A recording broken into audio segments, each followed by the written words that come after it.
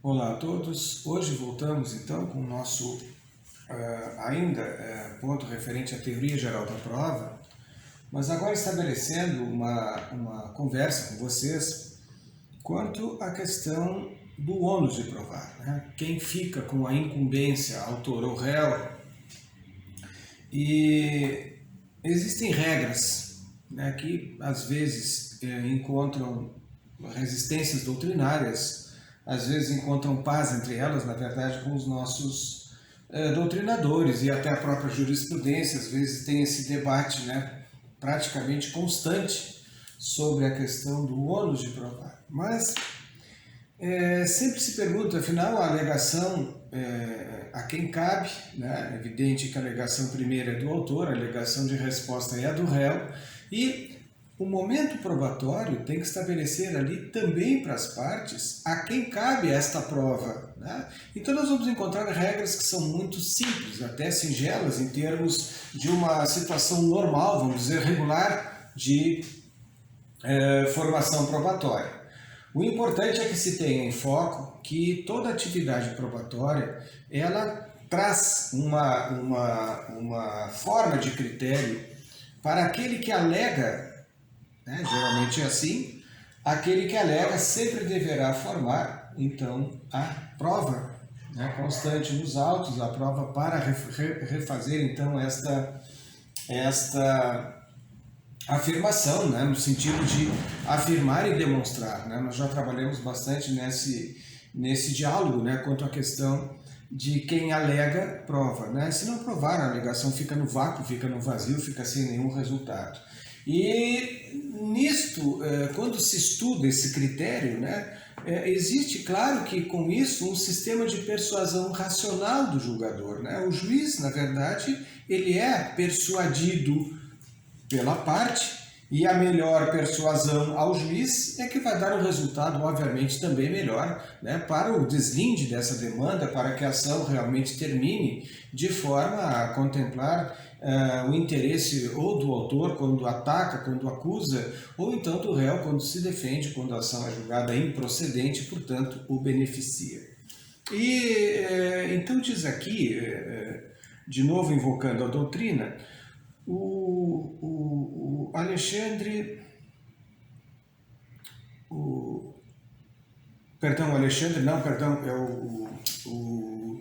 Eduardo Talamini diz o seguinte: o sistema da persuasão racional é o livre convencimento motivado.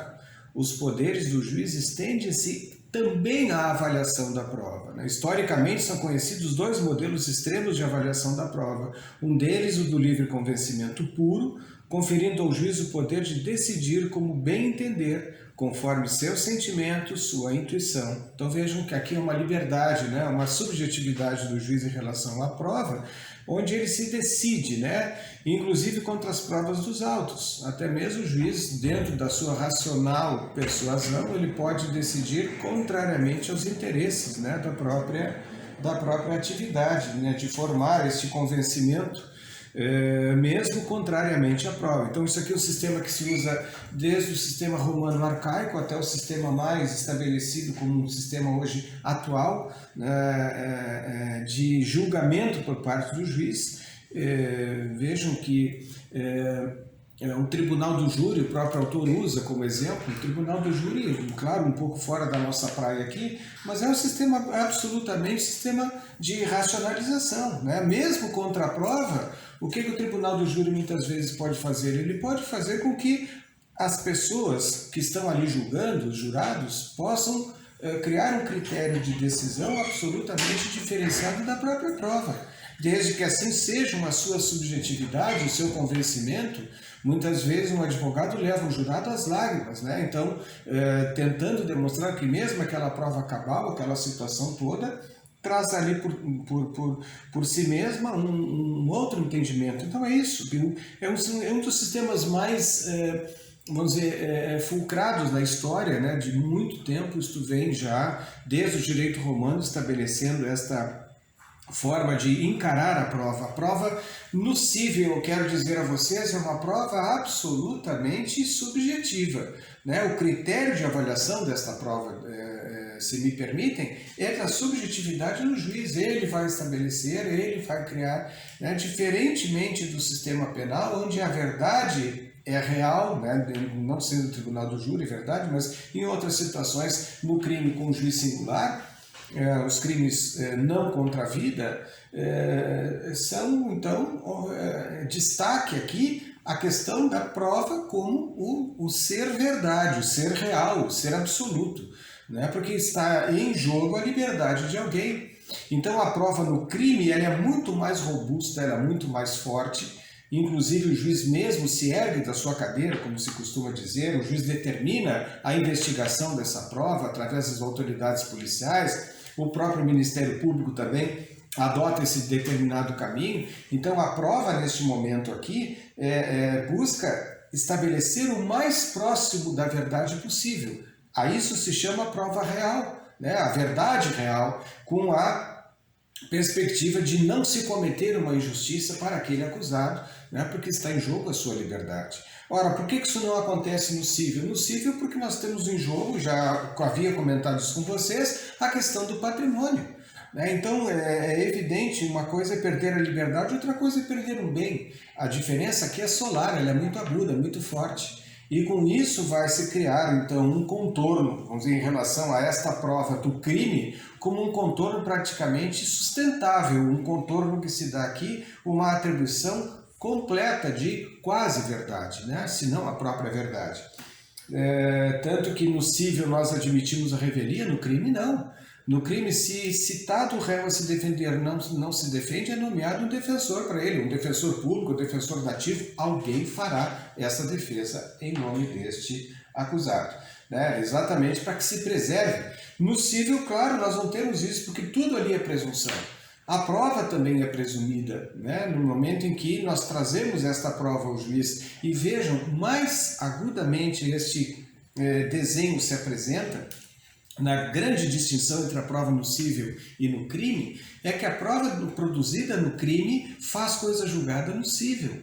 Quer dizer, se uma sentença condenatória criminal de alguém que, por exemplo, tenha atropelado e matado uma pessoa, né? Esta pessoa, este alguém que cometeu o crime condenado, basta trazer a sentença criminal para ser apurado quantum de beato, quer dizer, o quanto a ser pago, no cível, né, para se fazer o levantamento liquidatório, não há processo de conhecimento mais no cível. Já se pega a sentença penal e já se executa na área cível, né? Então vejam, a força, o contrário já não existe. Eu não posso pegar uma sentença cível e executá-la no crime, porque é exatamente a busca da verdade real. Até se eu tenho uma sentença condenatória no cível e uma sentença absolutória no crime, né, vale a absolutória, essa que vai estar então estabelecendo a absolvição dessa pessoa, né, e no cível vai ter lá sua identidade apenas de caráter patrimonial, mas não como uma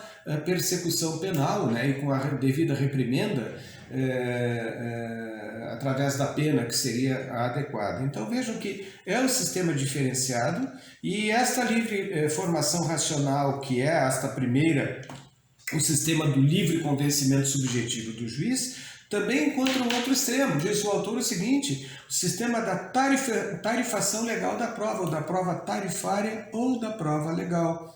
Estabelece as regras de valoração da prova. Cada prova tem valor inalterável e constante estabelecido normativamente.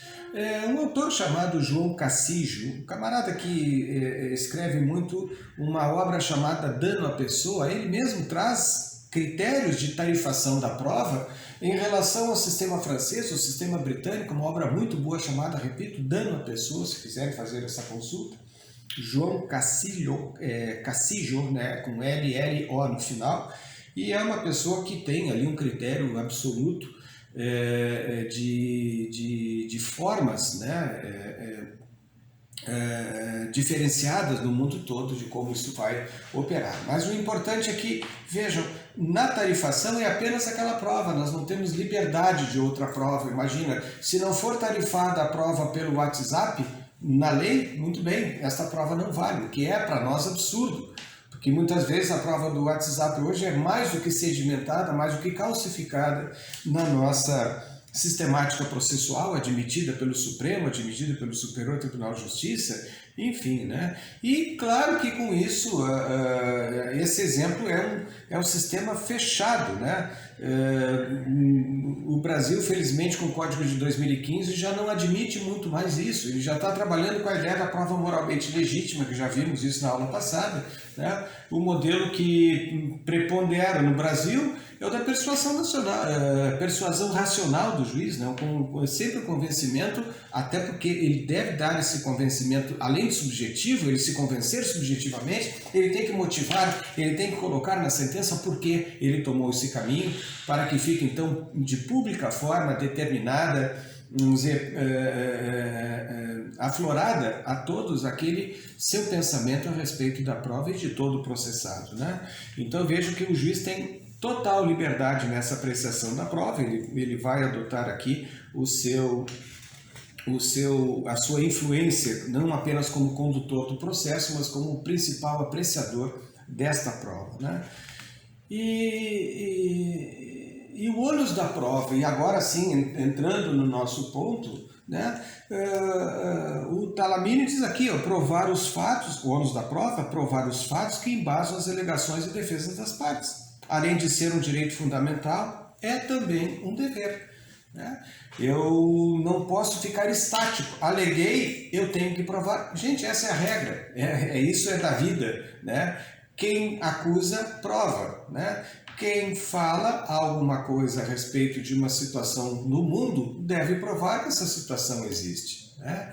Hoje, quantas coisas nós conseguimos pelo menos alegar, mas não sendo provado este fato ou este fenômeno, isso realmente não tem relevância, né? Muito menos científica, o que dirá dentro de um aspecto mais sociológico, né? Dentro de uma determinada região, uma geográfica, numa determinada frente histórica dessas pessoas e o tipo de pessoa também que está envolvida nessa questão da alegação esta, né? Hoje, por exemplo, nós vivemos aí com situações do vida pós-morte, quer dizer, ninguém se provou, ninguém conseguiu provar isso aqui e ninguém se mostrou a esta prova, né, de maneira adequada. Tem lá, alguém alega, enfim, mas isso não é prova.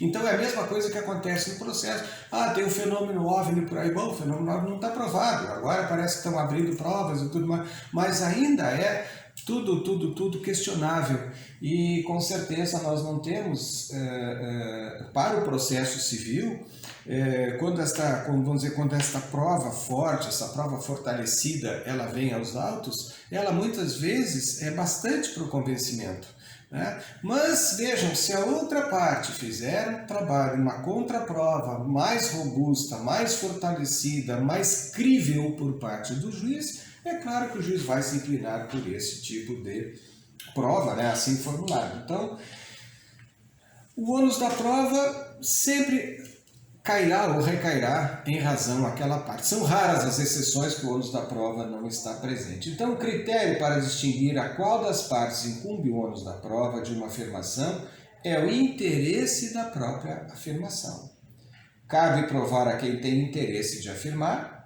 Portanto, quem apresenta uma pretensão cumpre provar os fatos constitutivos e quem fornece a exceção, que é a defesa, cumpre provar os fatos extintivos ou as condições impeditivas ou modificativas do direito daquele que alega ter direito, né?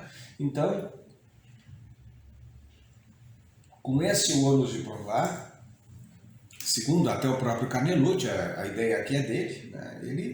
Ele coloca aquilo. Então, em linhas gerais, o critério mais tranquilo, o critério direto, seria então o critério de quem alega a prova, né?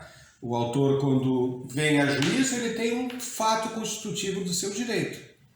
Então, este fato constitutivo do direito é trazido agora como alegação na fase postulatória e este fato agora é provado na fase instrutória. A condição de prova, portanto, cabe de acordo com a afirmação que a parte fez. Então, se eu afirmo que o meu automóvel foi abalroado, foi colidido por alguém, eu tenho que fazer essa prova.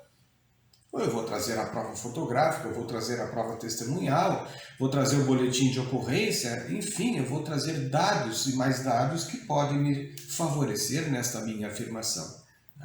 E a mesma coisa, o ônus do réu, quando diz, não, eu não bati por minha culpa, eu bati porque o carro do autor não tinha o sinal de freio, por exemplo, eu acabei colidindo atrás, então cabe ao réu fazer esta prova do que ele está alegando, quer dizer, um fato impeditivo do direito do autor. Eu digo, opa, pera lá, o autor alega que eu fui culpado, mas eu não fui, eu estou impedindo então que esse direito do autor seja reconhecido para que se reconheça a minha versão, né? Um fato modificativo também, ou até extintivo do direito do autor. É isso que eu, como réu, vou fazer. Mostrar que existe um fato que extingue, que modifica, ou mesmo impede aquele direito. Tá? Então, no conceito do ônus da prova, né, nós temos então a questão mais, enfim, adequada para este momento aqui, dizer o seguinte, segundo o autor de novo, Thalamides, o ônus da prova é de fundamental importância quando não há prova de determinado fato no processo. Se a prova vem aos autos independentemente de quem a produziu, compete ao juiz reconhecer os efeitos que ela produz, independentemente de quem a trouxe. Então aqui é evidente, de uma regra geral, né, pode ser até um amicus curiae que venha aos autos e traga um documento, uma prova, enfim, né? Mas se a prova está nos autos, as regras do ônus da prova são totalmente desnecessárias, porque os autos das provas já estão lá. Provados os fatos, o juiz tão somente adequará a norma jurídica pertinente. Mas se não há prova, e aqui é o problema, é necessário que o sistema trace critérios a serem trilhados pelo juiz para chegar à solução da demanda, né? Aqui então ele vai trazendo esses critérios, principalmente quando ele vem num determinado momento, segundo o próprio texto, ele diz o ônus da prova é imperfeito. Por quê? Porque ele não tem um critério rígido. Ele vai ser determinado ao sabor do caso. Isso é um casuísmo que se cria a respeito de cada ação, a respeito de cada processo, que deve ser, então, assim, vamos dizer, afirmado depois, quando da persuasão racional do juiz, ele vem a se convencer, pelo princípio desse convencimento, de quem tem realmente a verdade consigo, né? E aí se fala muito também em distribuição do ônus da prova, né? Isso nós vamos então enxergar hoje. O que é? O legislador ele toma em conta aquilo que uma das partes tem mais interesse em provar. Então o juiz vai distribuir, né? Por exemplo, hoje na relação de consumo, né? Vamos lá, numa relação médico-paciente. O médico tem um alegado erro médico contra si por parte do autor. Quando se trata de relação consumerista e a relação médico-paciente é essa relação, há aqui uma linha de troca, né, entre dinheiro, uma paga, e o serviço, uma prestação de serviço. Então é evidente que na linha do Código de Defesa do Consumidor nós temos que o ônus da prova compete a quem fez o serviço, a quem produziu determinado produto, a quem vendeu determinada mercadoria. Então nós vamos ter que, cabe ao médico, né, provar que não agiu com culpa naquele evento, onde se alega o erro de sua parte, né? Cabe ao advogado, quando é o advogado processado pelo cliente, provar que não foi culpa dele a perda de um prazo, por exemplo, né? Daqui a pouco o cliente diz, não vou recorrer, bom, então o advogado tem que provar isso, né? Que perdeu um prazo por vontade exclusiva do seu cliente, desejoso de não recorrer. Com estas, vamos dizer assim, considerações, é possível antever que também há regras legais, e aqui sim, quanto à questão do ônus da prova, notadamente nesta relação onde exista o consumo, né? Então, sempre quem presta o serviço, quem vende a mercadoria, quem produz o produto, nesses casos todos, a inversão, e aqui se fala nisso, a inversão do ônus se impõe. Então não cabe ao autor, ao consumidor, enfim, vamos chamar aqui consumidor, não cabe ao consumidor ele provar, né? O ônus da prova é de quem prestou o serviço, de quem produziu, etc. Então aqui há uma determinação legal lançada lá no CDC, mas que vem se prestar a, vamos dizer, a pensar, né? A trazer um pensamento melhor sobre essa questão do ônus da prova, que não é tão singela assim, mas as regras quanto à sua aplicação podem ter essa singeleza porque elas são muito claras. Mas aonde está a complexidade desse ônus da prova? Está exatamente na forma como o juiz vai enxergar esta questão, né? O juiz tem, embora a liberdade de apreciar a prova, ele também tem a liberdade de comandar este ônus da prova, a quem caberá provar o que está alegado nos autos, né? Então, há uma distribuição legal para isso, né? Existe uma forma aqui de criterizar, vamos dizer assim, de pormenorizar esses aspectos. Mas vamos em frente. Eu depois já disponibilizo a vocês o texto referente a isto. Quanto ao ônus da prova, para vocês terem também aqui um melhor complemento, né? O ônus da prova, então, a quem compete provar o que é alegado, né? Então, quem deverá fazer. O Frederico Marques, quanto ao ônus, diz assim: é a necessidade de provar para vencer. Necessidade de provar para vencer. Não é direito ou obrigação. Eu entendo que é um dever. Eu acho que sim, é um dever, porque não adianta eu alegar se eu alegar, mas enfim, vamos lá ao que ele diz. Não é direito ou obrigação. Eis que a parte a quem incumbe fazer a prova do fato suportará as consequências e prejuízo por sua falta ou omissão. Bem, é claro que ele está trabalhando aqui na questão de causa e efeito, né? Se eu não provar, eu tenho o fracasso da causa, né? Eu não tenho nada a ganhar nisso aqui, nem como autor, muito menos como réu, né? Se eu não provar o que eu alegar, eu sou, na verdade, sucumbente, certo? Eu vou sucumbir nessa ação, eu vou ser vencido, né? Mas aqui vem, dentro desta lógica, nessa construção, são 3 fatores que devem ser considerados, né? A posição da parte na causa. Que posição ela assume, se ela é autora ou ré. Também vamos abrir aqui a questão da prova. É claro que eu estou falando autor e réu aqui, também aqueles terceiros intervenientes. O denunciado ali tem direito à prova, o assistente tem direito à prova, eles têm todos os ônus e todos os direitos iguais aos das partes, né? O chamado a processo, aquele pessoal todo lá da intervenção de terceiros, claro que também o litisconsorte, obviamente o litisconsorte porque é parte, né? Então, todos aqui estarão estabelecendo, né, um contato direto com este direito de provar a sua pretensão, né? Então vamos ver a posição, se autor ou réu, e segundo, a natureza dos fatos em que funda sua pretensão ou exceção. Exceção entendida aqui defesa, né? A pretensão do autor, o que ele pretende, e a exceção como defesa. O fato é constitutivo, extintivo, impeditivo ou modificativo do direito deduzido. E o terceiro e último, o interesse em provar o fato. Quer dizer, claro que quando eu alego um fato, eu tenho interesse de prová-lo, né? Eu já disse, fato sem esta prova, na verdade, é um fato a ser totalmente desconsiderado pelo juiz, né? Da mesma maneira em que há aqui uma presunção de inverdade, vamos dizer assim, quando eu não provo, né? É presumido inverídico, que eu aleguei porque não veio a prova, né, nos autos, não veio então esta demonstração da minha verdade, né?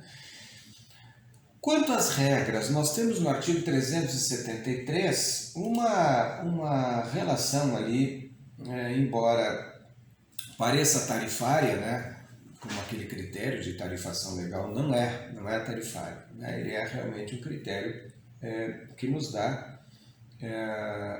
pelo menos uma diretriz, né, de como caminharmos nessa questão do ônus da prova. Em suma, Ao autor cabe provar o que alega, né, o fato constitutivo do seu direito, que constitui para ele este direito alegado. Ao réu cabe provar em defesa os fatos que atestam a inexistência do fato constitutivo. Né? Então ele vai apresentar a contraprova. Dentro da própria essência do processo, né, do contraditório, da ampla produção probatória, né, da ampla defesa, no sentido tanto do autor como do réu, sempre quem alega um fato constitutivo do seu direito. Aquele fato constitui o direito para que eu possa buscar, por exemplo, uma declaração, uma constituição de uma relação jurídica, uma condenação de alguém. Né? Então, esse é o fato constitutivo que eu desejo. Então, se eu tenho esse fato ali pela frente para falar sobre ele, eu também tenho que demonstrar que ele existe. E ao réu, nesse passo contrário, ele vai oferecer a contraprova, porque ele vai alegar, então, a inexistência do fato constitutivo que o autor está alegando. Né? O réu tem, nesse momento, exatamente a ideia do contra-ataque, quer dizer, a defesa, num determinado momento, que vai se apresentar até ostensiva à pretensão aquela do autor, e exatamente vai dizer o réu que não tem nenhum fato constitutivo em prol do autor. Então vejam, temos duas frentes, são dois lados da moeda e cada qual deverá ter o seu peso probatório encaminhado ao conhecimento do juiz. Né? Lá no artigo 373, eu quero dar uma chegadinha lá com vocês nele, já deixei pronto aqui.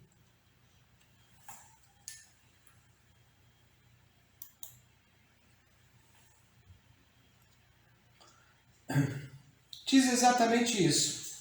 Olha ali, ó, o ônus da prova incumbe, primeiro, ao autor quanto ao fato constitutivo do seu direito. 2, ao réu quanto à existência de fato impeditivo, modificativo ou extintivo do direito do autor. Mas aí vem o parágrafo primeiro na ideia dessa flexibilização da regra. O artigo 373 parece, olha, isso e deu, né? Não é bem assim, vamos lá. Nos casos previstos em lei, ou diante de peculiaridades da causa relacionadas à impossibilidade ou à excessiva dificuldade de cumprir o encargo, nos termos do caput, ou a maior facilidade de obtenção da prova do fato contrário, o juiz pode atribuir o ônus da prova de modo diverso. O que está se falando aqui? A inversão do ônus da prova. O modo diverso que o juiz pode aplicar, dependendo desta complexidade do caso, dependendo das peculiaridades da causa, por exemplo, a parte pobre, né, que não tem muito acesso a essas questões probatórias, que não tem direito, muitas vezes, a perquirir, a pesquisar mesmo documentação diante de um cartório, dentro de um hospital, enfim. Então, esses casos que têm esta peculiaridade, o juiz pode decidir por inverter, né, de maneira diversa, como diz o próprio artigo, desde que o faça por decisão fundamentada, caso em que deverá dar à parte a oportunidade de se desincumbir do ônus que lhe foi atribuído. Então, o juiz diz assim, muito bem, réu, agora a obrigação é tua de provar. O autor está alegando, mas a obrigação é tua porque tu é o hospital e tu tens todos os documentos desta internação hospitalar. Né? Tu tens todos os médicos ao teu dispor para provar que fizeram parte dessa intervenção cirúrgica. Vamos pegar esse exemplo. Então é claro que o juiz vai dar ao hospital o dever de provar, vai inverter o ônus da prova quando é o autor que alega, neste caso, já disse a vocês, é a questão consumerista. Então, o juiz, invertendo o ônus da prova, tem que, obviamente, dar também ao réu condições de mais tempo, né, de mais, quando eu digo tempo é prazo, né, mas também de mais favorecimentos para que este réu consiga, de uma forma pronta, né, levantar todos esses dados, enfim, documentos, raio-x, etc, etc, etc. Quando acontece isso, o juiz tem que, evidentemente, estabelecer um prazo que pode ser este prazo postergado, desde que o réu diga, olha, eu estou encontrando dificuldade em localizar o documento, preciso de mais 15 dias para consegui-los. O juiz, com certeza, né, será bastante receptivo a esse pedido e, via de regra, os juízes sempre tem este poder de dilação prazal, né? Então ele vai dilatar o prazo por conta da necessidade, ou quiçá da dificuldade, né, do réu de conseguir essa documentação, né? A decisão prevista no parágrafo 1º desse artigo não pode gerar situação em que a desincumbência do encargo pela parte seja impossível ou excessivamente difícil. Não? Então, a decisão esta que o juiz inverte, né, a forma diversa, o ônus da prova, não pode gerar situação em que a desincumbência do encargo, quer dizer, o cumprimento do encargo pela parte seja impossível ou excessivamente difícil. Então, o juiz, nesse momento, se a parte alegar que é impossível, né, o hospital teve lá um incêndio e toda a documentação foi queimada, então é evidente que outras provas devem ser levantadas aqui, né? E o parágrafo 3º dizendo assim: a distribuição diversa do ônus da prova também pode ocorrer por convenção das partes. Acho que eu não vou ver isso aqui na minha vida, não vou chegar o autor e o réu convencionando, fazendo um contrato sobre quem deve apresentar isto, né? Mas enfim, está aqui o parágrafo: a distribuição diversa, essa inversão do ônus também pode ocorrer por convenção das partes, salvo quando recair sobre o direito indisponível da parte, tornar excessivamente difícil uma parte o exercício do direito. Então, quer dizer, é uma lei praticamente morta, esse parágrafo 3º é um dispositivo morto, né? Não vão enxergar a situação igual. A convenção de que trata o parágrafo 3º pode ser celebrada antes ou durante o processo. Então, a ideia do código, aquela, né, das partes terem que colaborar entre si. Gente, isso aqui, com todo o respeito, a colaboração entre as partes aqui, se houver, né, é uma situação já lá no final, depois da sentença, que mais ocorre quando as partes, então aquele que perde vai buscar um acordo e as partes realmente acabam colaborando, fazendo parcelamento, enfim, diminuindo o preço, mas nesta parte agora do início do processo, olha, dificilmente isso ocorrerá.